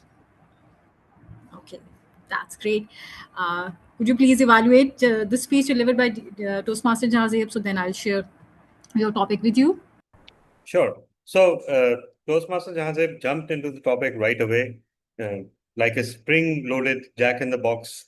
I don't know whether you had leaked the topic to him beforehand, but the flow was there, and he made a very good point, which is that we only start judging people when we do one minor good thing, and then suddenly the whole big world becomes our victim. And that extends to not only just exercise and fitness, but to every discipline. We start doing something good and then we start criticizing everyone else. So that was a very insightful observation that I haven't heard anyone else bring to the surface before today. So congratulations on that. And there was a bit of repetition towards the end of the table topic, but overall, I think it was very well done. Especially, I absolutely love the fact that it also had a proper conclusion. So yeah, great job, Toastmaster Javed. Thank you so much, DTM Talha, for your evaluation. Now moving towards your topic. The topic says that, can a person look perfectly healthy but have an unhealthy lifestyle? All right. Can a person look perfectly healthy but can have an unhealthy lifestyle? Over to you, DTM Talha. Well, the prime example is sitting right before you.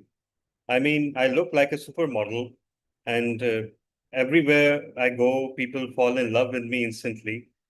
But you won't believe, you will find it hard to believe that I don't have a super healthy lifestyle. I'm lazy, I'm prone to, sitting rather than standing and lying rather than sitting.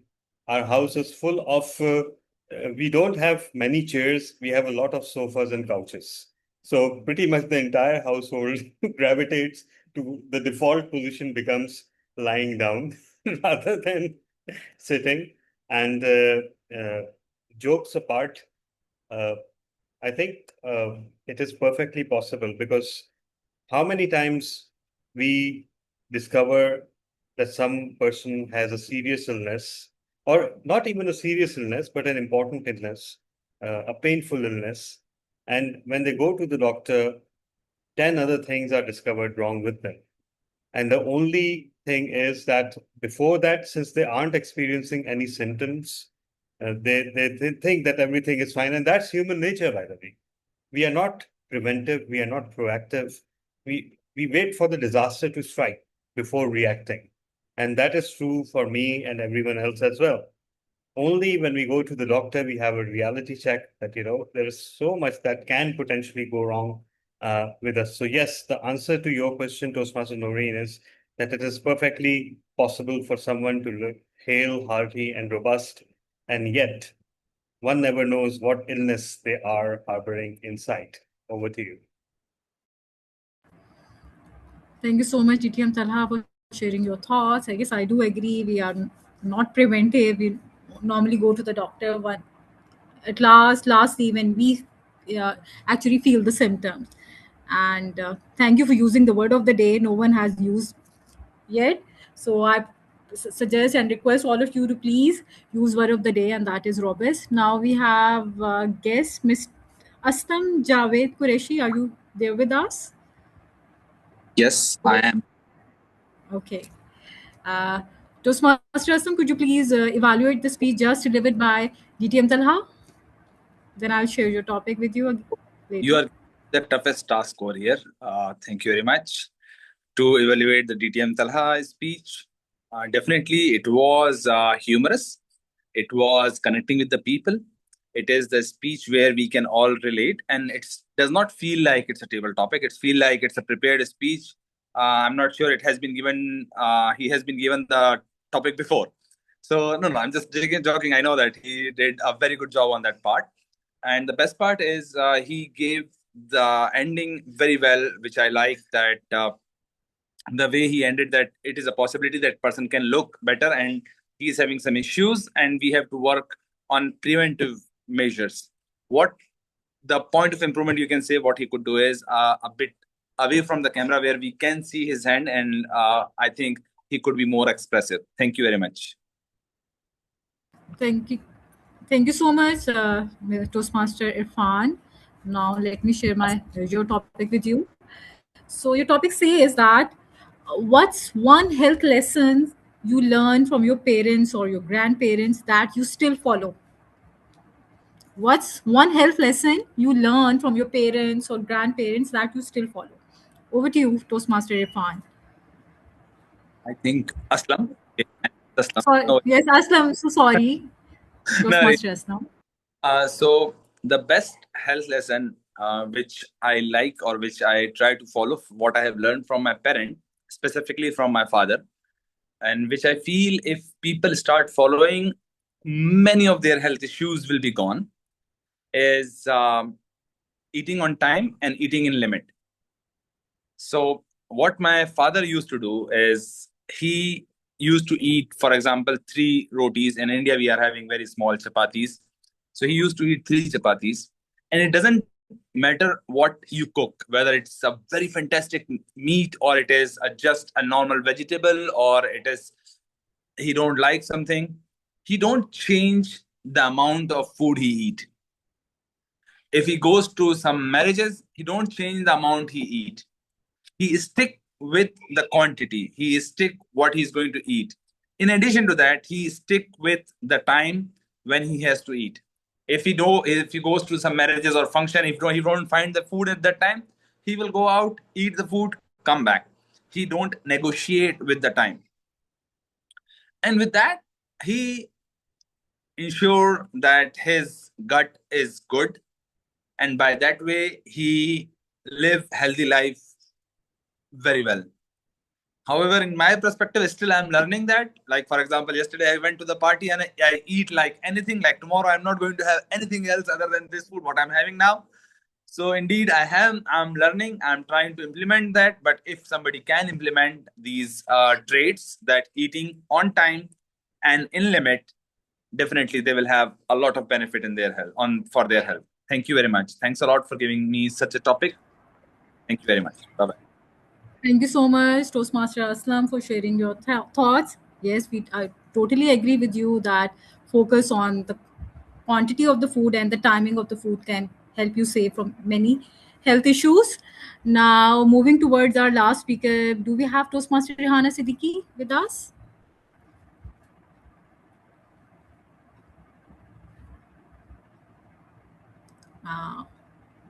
Toastmaster Rehana, are you there with us? Yes, I'm here. Okay, that's great. Could you please evaluate the speech just delivered by Toastmaster Aslam Javed Qureshi? Yes, Aslam Javed Qureshi did a great job because this is what I recommend all clients and to my all surrounding friends and families, that eat on time and eat with a limit, eat with limit. It doesn't matter what you cook, it doesn't matter what you have in your plate. Only stick with your portion size and only stick with your time. So he spoke very well, and also he included some examples to enhance his speech and enhance his overall explaining. So I like the most of explaining how he explained about his family and about his custom, about the trend. And yes, he said right that there is so many issues like gut health and otherwise about stomach health we have faced today. So it is very good suggestion to eat on time. Thank you. Thank you so much, Toastmaster Rehana. Now let me share your topic with you. Could you please, your topic is that social media nowadays is full of health advices. So how do you decide what to believe and what to not? Your social media is full of health advices these days.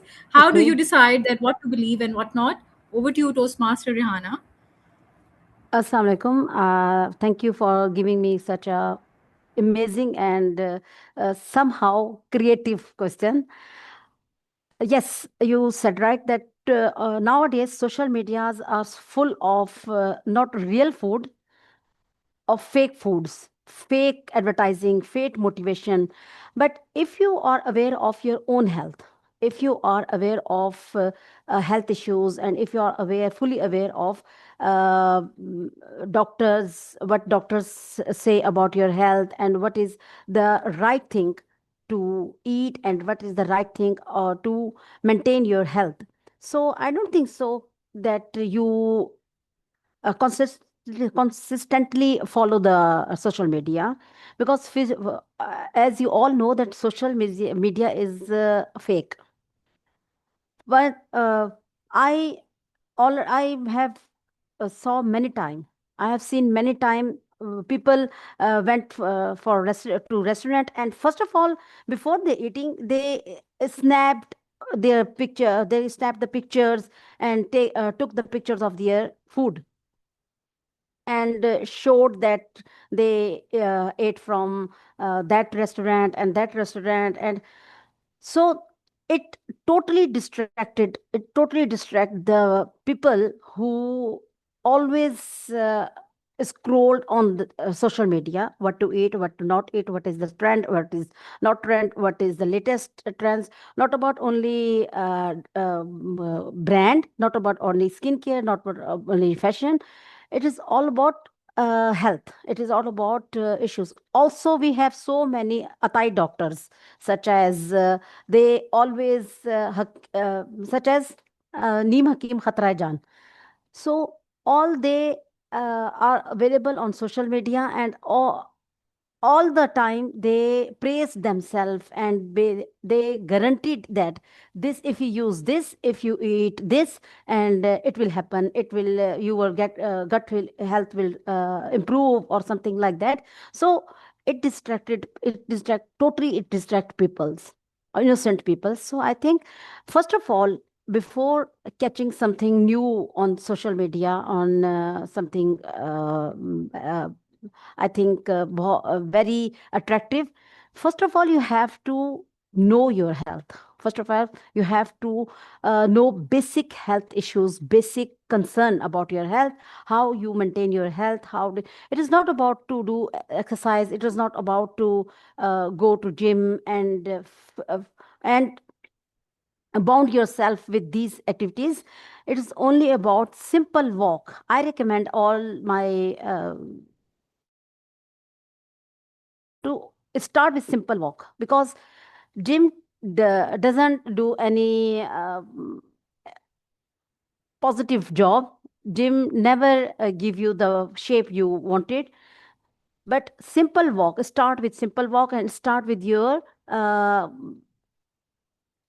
I think what we have to say, that scheduled, and uh, make scheduled for 20 to 30 walk, 20 to 30 minutes for walk. And it is absolutely many it changed many way of your way of thinking, and way of your eating and habits also. Never also, as our DTM Yumunuddin said, that he used to close his kitchen before 8 p.m. And that is absolutely, he did the right thing, because eating late night definitely hurt your health. So I think it is very important to know your health issues, know your health, and know how you maintain your health. Because and this is all from my. Thank you. Thank you so much, Toastmaster Rehana, for sharing your thoughts. My takeaway from your speech is just to know your health first and start taking baby steps. Start with a small 30 minutes walk, and so then you can take major steps to improve your health. Do we have our first speaker for the evaluation of Toastmaster Rehana? I think Toastmaster Bilal has left the meeting. So who will evaluate the speech? I think we Toastmaster can Imran, leave could that you to please the guide me? journal evaluator, or perhaps Toastmaster Imran can do it. Okay. Should I adjourn? Toastmaster Imran, are you going to evaluate his speech, her speech now? Yes. Are you there? Please. Toastmaster Rehana. Yeah, so Toastmaster Rehana, what I like about your speech was it felt like that, since the topic was quite relevant, and since you have you do have knowledge about health, means how to manage your health. So you spoke quite confidently, and your vocal variety was quite good, and it was quite inspiring, and it was with the flow of your speech. So thank you once again.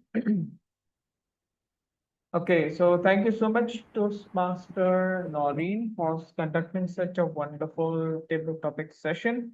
And now we are moving towards the last segment of today's meeting, and that, yes, please, timer, if Yes. everyone is qualified, Yes, you are everyone except Toastmaster Rana. So I'm floating the poll. Everyone, please vote for two of your favorite speakers so that we can have a result.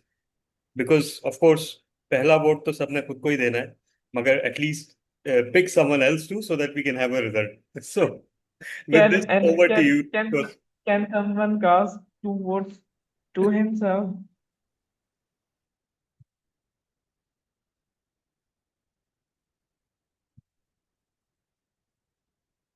Meanwhile, we can continue. Okay, so thank you so much. Now we are moving towards the last segment of today's session. And with that, I request our General Evaluator, Toastmaster Askar Ramzan, on stage to share the overall feedback of how today's meeting. Over to you. Thank you, Toastmaster of the Day. Thank you very much for inviting me. Since it's a unique, the format is unique, so there is very few things that I have to do. I think I need to call the roll holders and the language expert. Do we have the language expert? DTM Tala? Yes. Oh, yes. Thank you for choosing yourself as a language expert. The only unfortunate thing is that I haven't spoken anything in today's meeting. Okay, go ahead. Then Thank because you. my time, I Thank you have so to much. speak. DTM Fatma actually made me feel kind of bad because, after hearing her evaluation, I was thinking to myself that she should have been the language evaluator for today's meeting, and her report would have been like 2 hours long, if not more. So, starting with the starting of the meeting, our keynote speaker started by asking, when is a good time to take care of yourself?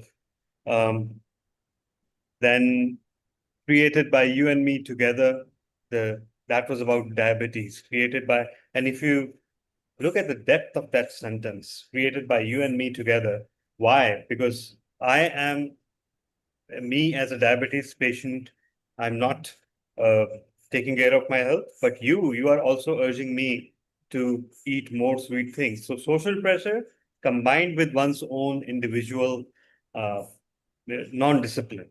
A very great sentence. I want you not to come to me. That was repeated by our keynote speaker several times, and that is the opposite of every doctor that I know. Otherwise, they would love you to visit them again and again.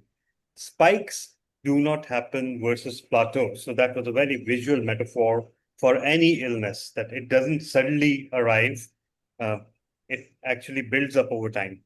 Then, of course, Mukhtasar Mufid, despite the fact that it was Urdu, I think he used it very effectively. The way he picked up after the disruption, by the way, he picked up right from the discussion that was going on about achar and pickles, right?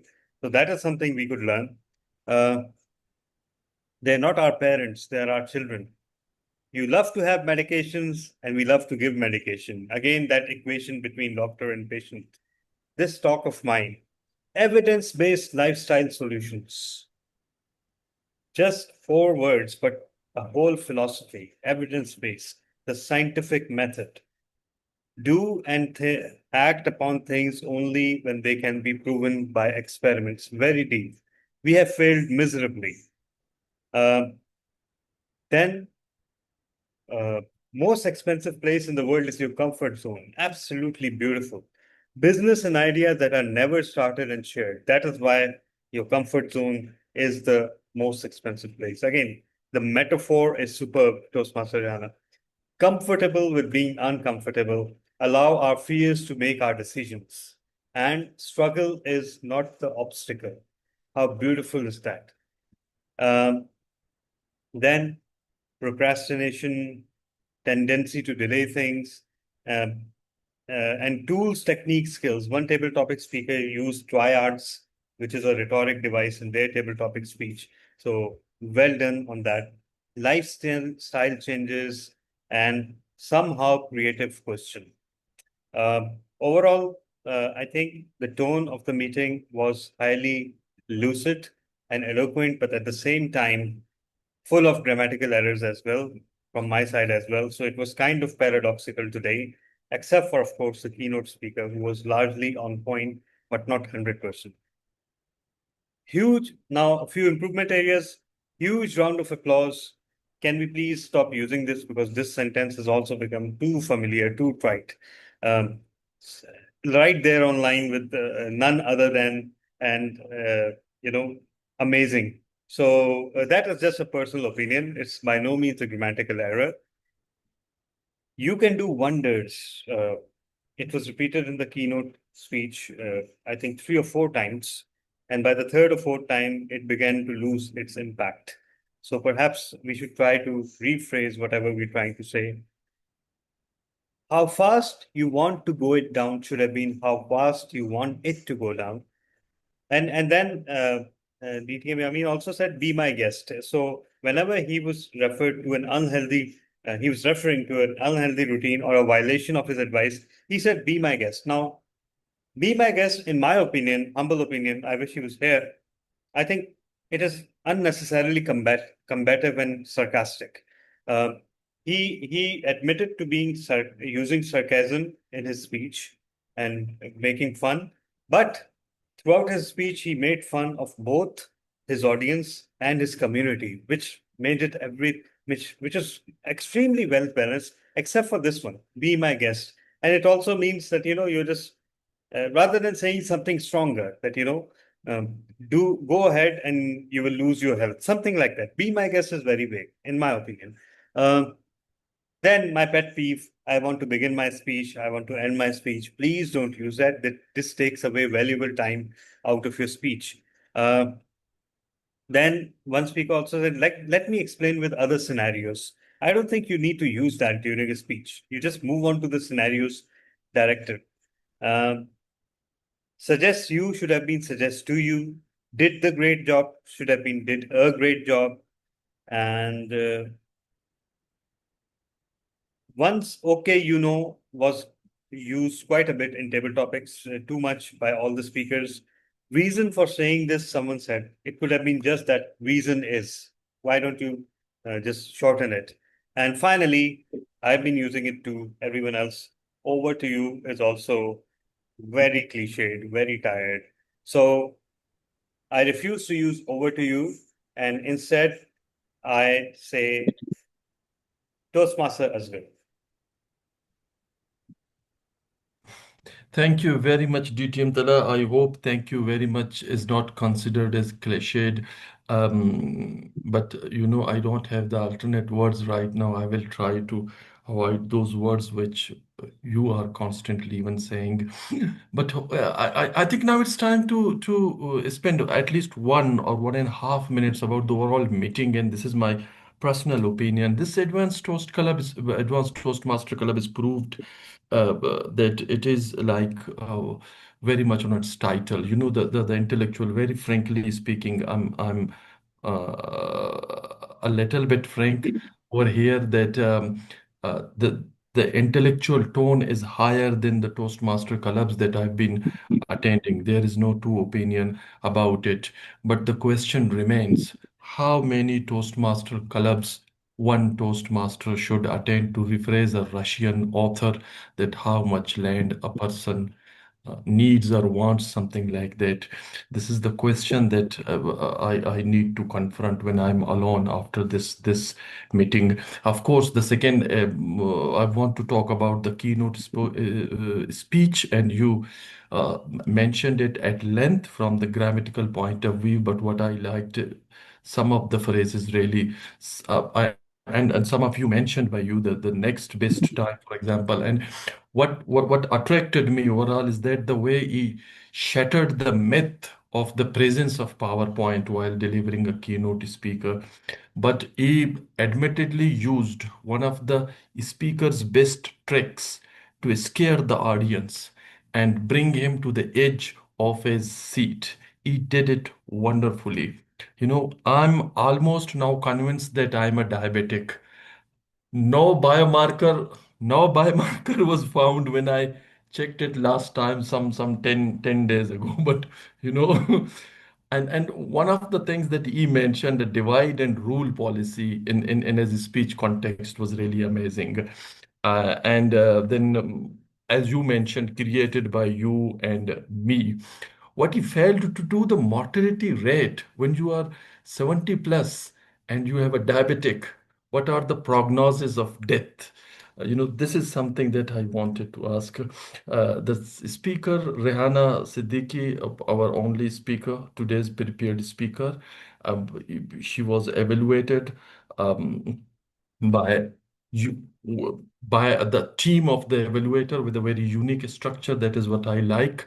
Greek of the week, DTM Thala, disclosure day. I just heard it. I heard it about last week, but one of my friend, unlike you, told me that the ending is not good, the chase, the plot is not, worth of this author, and he was a lover of this author and his previous work, but he was not, he was disappointed by his latest work. But I am someone, I always believe in myself rather than you or him. So I will decide in couple of days what should be done with this movie. The unique table topic headed by Noreen Fatima. It was wonderful, and then the end of your language report was wonderful. I wish you, if you had started it after my evaluation, and picked some of the things that I said for my own improvement. But this is something that I have to say, and this is over from my side. Toastmaster of the day, Imran Rana. Thank you so much, Toastmaster Muhammad Asghar, for such an insightful feedback. And plus, cherry on the top, your crisp humor made it perfectly well. So, with that, we have come to an end to today's meeting, and I request you to cast vote for the best big three. And let us take a moment to reflect on the valuable insights, inspiring speeches, thoughtful evaluations, and meaningful discussions we have shared it today. So today's theme was you versus your health, reminds us that the biggest competition in life is often not against others, but against our own habits, routines, and choices. So with that, the meeting is completed and meeting is adjourned. Before that, I would request if DTM Talha can announce the winners of today's meeting, and then we can have feedback from today's guest. Yeah. So Talha, please go ahead. So thank you so much. So today something unprecedented has happened at Quantum Leap. Prepared speaker was disqualified due to exceeding her time, and the lead evaluator was disqualified for not meeting his minimum time. So what an irony. Balanced it out. Yeah, so consequently, and that's why were it not for the extended table topics, which managed to include everyone, we would have been exactly on time today otherwise, because we started 5 minutes late. The GE session was supposed to start at 4:20, it started at 4:28. So, it's all good. Again, so best table topics today, again, thank you for voting for me. I'm surprised and delighted. So I'm the best table topic speaker. And best major role player today goes to Toastmaster Imran Bara. So congratulations. And over to you, Mr. President.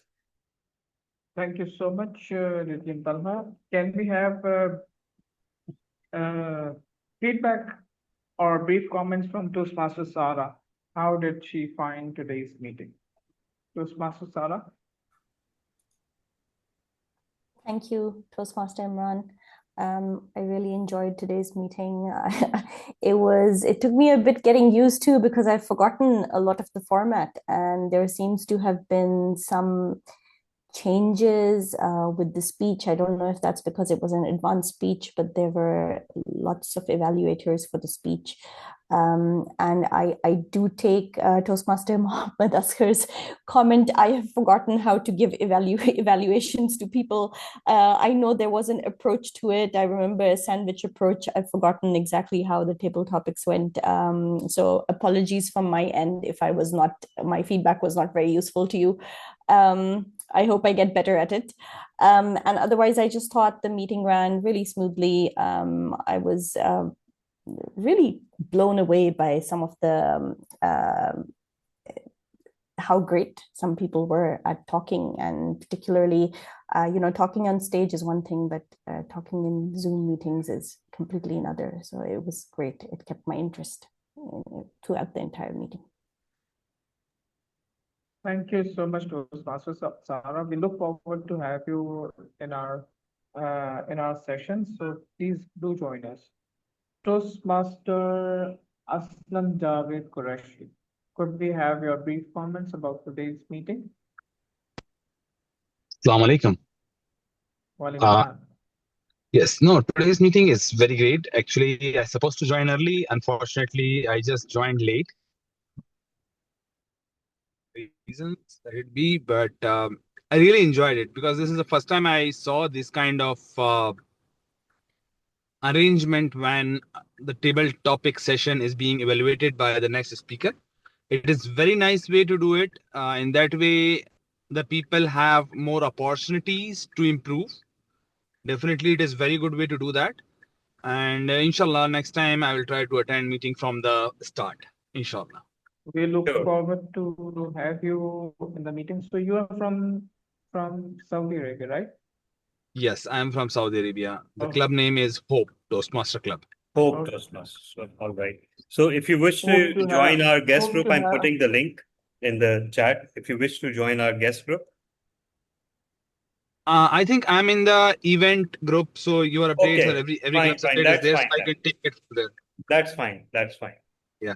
Thank you. Thank you very much for having me. Thank you everyone for joining us today. And we had such a wonderful session, and we look forward to see you in our next meeting. So with that, have a wonderful weekend and Sunday. Over to you and goodbye. Thank you so much, everyone. See you all. Toastmaster Kumar, wonderful to see you. Unfortunately, you joined towards the end of the meeting, but anyway. And thank you, Toastmaster Jahazeb, for being there with us today. So everyone, thank you and Allah Hafiz.